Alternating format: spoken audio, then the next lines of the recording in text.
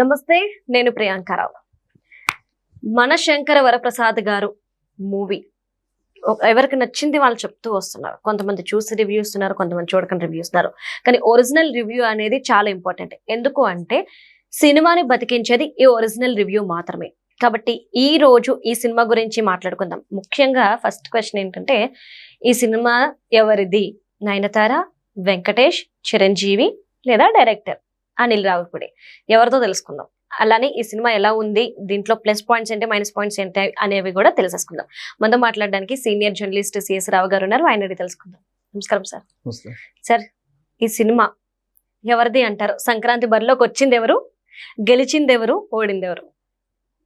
ఒక రకంగా సినిమా అయితే హిట్ టాక్ వచ్చింది. సరే, మిక్స్డ్ రివ్యూస్ చాలా మంది ఇస్తున్నారు కానీ బట్ నాకు తెలిసినంత వరకు హిట్ టాక్ అయితే వచ్చింది.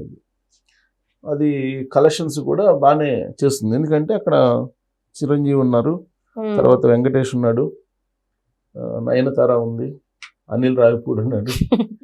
సో కాబట్టి సినిమా అయితే డెఫినెట్గా అనుకున్న రేంజ్ కన్నా కూడా ఎక్కువ కలెక్షన్స్ వస్తాయి, ఇచ్చే అవకాశం ఉంది. ఎస్టిమేషన్ ఏంటంటే టాలీవుడ్ లో ఉండేటువంటి వాళ్ళ ఎస్టిమేషన్ 300 crores దాటుతుందని చెప్పేసి అంటున్నారు. 300 crores దాటిపోయే అవకాశం ఉంది. ఎందుకంటే రాజాసాబ్ అప్ టు మార్కు లేకపోవడం ఒక కారణం. తర్వాత ఈ మన శంకర ప్రసాద్ గారు సినిమాకి కలిసి వచ్చిన రోజులు కూడా ఉన్నాయి. సినిమా బాగుండటంతో పాటు అనేక అంశాలు కలిసి వచ్చినాయి. దీనికి ఏంటి కలిసి వచ్చినాయి అని అంటే, మీకు పైరసీ మామూలుగా లేదు. ఇది ఐబొమ్మ అతన్ని లోపలేసిన తర్వాత ఆ గొడవ పోయింది. ఆ తర్వాత రేటింగ్ గొడవ లేదు. ఎందుకంటే బుక్ మై షోలో ఢిల్లీ కోర్టుకు పోయేసి రేటింగ్ ఇవ్వకుండా ఆప్షన్ తీసేయించేలాగా తీర్పు చెప్పించుకున్నారు. అది అనుకూలమైనటువంటి అంశమే. ఇక రాజాసాబ్కి కోర్టుకి వెళ్ళారు. హౌస్ మోషన్ పిటిషన్ వేసి కోర్టుకి వెళ్ళి టికెట్లు పెంచడాన్ని తప్పుపడుతూ తీర్పు ఇచ్చింది. సో టికెట్లు పెంచుకోవడానికి లేకుండా అయింది రాజాసాబ్కి. అదే ఈ సినిమాకి, చిరంజీవి సినిమాకి అయితే నీకు అది కూడా అనుకూలంగా వచ్చింది. ఎందుకంటే హౌస్ మోషన్ పిటిషన్ వేద్దాం అనుకున్నా కానీ కోర్టులకు సెలవులు కాబట్టి హౌస్ మోషన్ పిటిషన్ వేయడానికి కూడా లేదు. సో ఇవన్నీ అంశాలు కలిసి వచ్చినాయి. దాంతోపాటు రాజాసాబ్ కొంచెం డ్రాప్, అది అప్ టు మార్క్ లేకపోవటం. ఇక ఈ మధ్యకాలంలో 2-3 రోజుల్లో సినిమాలు ఏం లేవు. తర్వాత 2 సినిమాలు వస్తాయి. ఏంటి, రవితేజతో ఒక సినిమా ఉంది 14వ తారీఖు. తర్వాత ఇంకొక సినిమా కూడా ఉంది, నారి నారి నడుమ మురారి. సో 14వ తారీఖు వరకు సినిమాలు లేవు. 14 తర్వాత ఉన్నాయి భర్త మహాశైలకు విజ్ఞప్తి, అనగనగా. అదే 14 14 దాకా. అంటే ఇప్పుడు ఇవాళ నిన్న 11 ప్రీవియస్ షోతో స్టార్ట్ అయింది. వాళ్ళ 12, 13 రేపటి వరకు కొట్టచ్చు. రేపటి వరకు 3 రోజులు చాలు కలెక్షన్స్ మొత్తం. అంటే పిటన్ ఖర్చు రావడానికి 3 రోజులు చాలు అనేది టాలీవుడ్ లో అంటున్నారు. కాకపోతే ఇది కంటిన్యూ అవుతుంది, థియేట్రికల్ రన్ కంటిన్యూ అయ్యేలాగా టాక్ అయితే ఉంది దీనికి. కారణం ఇప్పుడు అది భర్త మహాశైలికి అది కూడా మీకు ట్రైలర్ అది బాగానే ఉంది. మరి అది రిలీజ్ అయిన తర్వాత టాక్ ఎలా ఉంటుంది కానీ థియేటర్లు దొరకాలి ఫస్ట్. ఇప్పుడు చిరంజీవి సినిమా కాబట్టి దొరికినాయి థియేటర్లు. మిగతా సినిమాలకి థియేటర్లు కావాలంటే మళ్ళీ అడ్జస్ట్ చేయాలి. అడ్జస్ట్మెంట్ ఎప్పుడు చేస్తారు? ఈ సినిమా బాగా లేకపోతే అడ్జస్ట్మెంట్ చేస్తారు. ఈ సినిమా కలెక్షన్ బాగున్నప్పుడు అడ్జస్ట్మెంట్కి ఎట్లా ఒప్పుకుంటారు? అసలు ఒప్పుకోరు. అందులో చిరంజీవి సినిమా ఎందుకు ఒప్పుకుంటారు? ఒప్పుకోరు. మరి వాళ్ళకి ఇప్పుడు నారి నారి నడుమ మురారికి కానీ, తర్వాత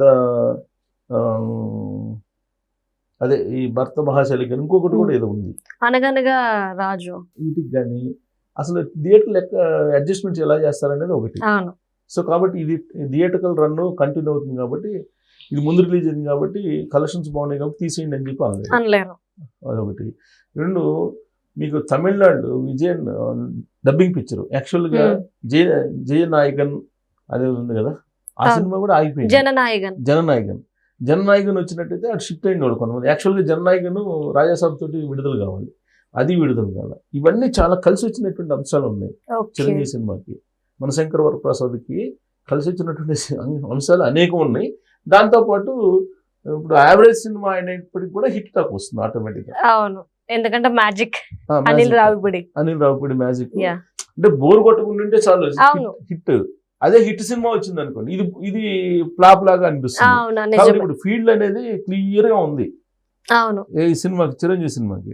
అయితే ఈ సినిమాలో ఏంటి ప్లస్ ఏంటి మైనస్ ఏంటి అసలు అని అంటే, నేను గత 2-3 రోజుల నుంచి చెప్తున్నా, అనిల్ రావిపూడి ఎప్పుడు కూడా బరువైనటువంటి సబ్జెక్ట్స్ తీసుకోవడం, అందరికీ తెలిసినటువంటి అందరికీ పరిచయం ఉన్నటువంటి సీన్లనే చూపిస్తాడు, కొత్త సీన్లు ఏమి చూపించాడు. అందరికీ తెలిసినటువంటి సబ్జెక్టే, అందరికీ తెలిసినటువంటి సీన్లనే, కాకపోతే ఆ కూర్చే దాంట్లో అంటే స్క్రీన్ ప్లేలో అతని యొక్క టాలెంట్ ఉంటుంది. ఎప్పుడైనా ఏ సినిమా తీసుకున్నా, ఇప్పుడు భగవత్ కేసరి తీసుకోండి, బాలకృష్ణ తోటి భగవత్ కేసరి అంతే, బరువైన సబ్జెక్టులు ఏం తీసుకోలేదు, మామూలుగా అది అందరికీ తెలిసిందే. ఇప్పుడు ఎక్కడ టచ్ చేస్తారు, అందరికీ ఎక్స్పీరియన్స్ ఉండేది ఆల్మోస్ట్, అది దాన్ని తీసుకుని హైలైట్ చేశారు. అలాగే సంక్రాంతికి వస్తున్నాం, ఏదో వెంకటేష్ అంత ముందు తీసిన సినిమా వెంకటేష్కి వస్తున్నా, దాంట్లో ఏమన్నా బలమైనట్టు కథ ఉందా? ఏం లేదు కదా, జస్ట్ ఊరికే పండగ వాతావరణంలో అందరూ సంతోషంగా ఉండేలాగా ఒక సెట్ వేసేసి తీసేసారు, ఫన్ వేసారు. సో అలానే ఇప్పుడు సినిమాలో కూడా మనశంకర వరప్రసాద్ గారు కూడా బలమైనటువంటి కథ ఏం లేదు, కాకపోతే కథనం అంటారు కదా, కథనాన్ని చాలా అద్భుతంగా బోరు కొట్టకుండా నడిపించాడు. సో దీంట్లో హీరో ఎవరు అని అంటే, ఈ సక్సెస్ ఎవరికి పోవాలి, ఫస్ట్ సక్సెస్ అని అంటే అనిల్ రావిపూడి పోవాలి. Hero Anil Ravipudi, Sankranti hero Anil Ravipudi. ఎందుకనంటే అతనికి గత 4-5 రోజుల నుంచి, వారం 10 రోజుల నుంచి అతని మీద ఒక సెంటిమెంట్ ని రంగరించి టాలీవుడ్ వేసేసింది సోషల్ మీడియాలో. ఏంటంటే చిరంజీవి తోటి ఇప్పటి వరకు తీసినటువంటి డైరెక్టర్స్ ఎవరైతే ఉన్నారో, హ్యాట్రిక్ కొట్టిన డైరెక్టర్స్ అందరూ కూడా చిరంజీవి తోటి సినిమా తీస్తే ఇంకా క్లోజ్, అటర్ ఫ్లాప్లు అవుతాయి అనేది ఇచ్చాడు. శ్రీను వైట్లను ఉదాహరణ చెప్పారు. తర్వాత ఇంకో డైరెక్టర్ ఎవరు, పూరి జగన్నాథ్, ఇంకో డైరెక్టర్ ఉన్నారు. సో ఇట్లా 2-3 ఉదాహరణలు చెప్తూ మంచి డైరెక్టర్లే, హిట్ డైరెక్టర్లే పోయారు చిరంజీవి దెబ్బకి. అనిల్ రావిపూడి కూడా ఇదే లాస్ట్ సినిమా అని చెప్పి ఒక సెంటిమెంట్ ని బాగా 10 రోజుల నుంచి బాగానే తిప్పారు. ఆ సెంటిమెంట్ కూడా అధిగమించి అనిల్ రావిపూడి గ్రౌండ్ ఎత్తుంటాడు అనిల్ రావిపూడి ఎప్పుడు కూడా. సో బహుశా అదే అతనికి కలిసి వస్తుంది. ప్లస్ అతను ప్రొడ్యూసర్స్ డైరెక్టర్, ఎక్కువ ఖర్చు పెట్టకుండా చిరంజీవి కుమార్తె మొత్తం ఈ సినిమా బాలకృష్ణ తాండవానికి వాళ్ళ కుమార్తె తేజస్విని చేసినట్టు, ఇప్పుడు ఈ అమ్మాయి చిరంజీవి కుమార్తె కూడా ఈ సినిమాకి సంబంధించి మొత్తం మానిటర్ చేయడం, ఎవ్రీథింగ్ చూశారు. ఈ సినిమాలో అసలైనటువంటి హీరో ఎవరంటే డైరెక్టర్ అనిల్ రావిపూడి, ఆ తర్వాత చిరంజీవి గారు. సరే, చిరంజీవి గారిని మనం తక్కువ చేసి మాట్లాడటం కాదు, చిరంజీవి గారి ప్రయాణం కానీ, ఆయనకు వచ్చినటువంటి పద్మభూషణ్ అవార్డులు కానీ, ఆయనకి గిన్నీస్ రికార్డ్స్ కానీ, ఇవన్నీ చాలా ఉన్నాయి. ఆయన ప్రయాణంలో ఆయన చాలా పీక్ స్టేజ్లో ఉన్నాడు. ఎంత పీక్ స్టేజ్లో ఉన్నప్పటికీ కూడా ఈ మధ్యకాలంలో డౌన్లో ఉన్నాడు కదా, ఆయనతో సినిమాలు తీయడానికి ఎవరు ముందుకు రాలేదు కదా. లాస్ట్కి ఆయనే సొంతగా ఇప్పుడు పెట్టుబడి పెట్టుకుని ఆయనే తీశారు కదా సినిమాలు. సో కాబట్టి అంత డౌన్ ట్రెండ్లో, ఎంత పీక్ అయినా కానీ, ఎంత గొప్ప వాళ్ళైనా కానీ ఆయన డౌన్ ట్రెండ్లో ఉన్నాడు. సో కాబట్టి డౌన్ ట్రెండ్లో ఉన్నాడు కదా అని చెప్పి ఆయన కించపరచడం కాదు, ఈ జనరేషన్కి సరిపోయే విధంగా సినిమా తీసినటువంటి అనిల్ రావిపూడి ఆయన్ని కనెక్ట్ చేశాడు. ఆయన కనెక్ట్ చేసి హిట్ తీసుకున్నాడు. అది ఒక రకంగా చెప్పాలంటే చిరంజీవి గారికి మరొక ఈ రీఎంట్రీలో ఒక హిట్ లాంచ్, అద్భుతమైన లాంచ్ అని అనుకోవాలి. ఆ తర్వాత హీరో ఎవరంటే వెంకటేష్. ఈ సినిమాకి ఆ స్పెషల్ అట్రాక్షన్ అంటే వెంకటేష్, అది క్లియర్గా కనపడుతుంది. సరే, ఇంకా మ్యూజిక్ అంటావా, మ్యూజిక్ బ్యాక్గ్రౌండ్ మ్యూజిక్ అయితే అంత గొప్పగా లేదు కానీ సాంగ్స్ అయితే బాగుంది.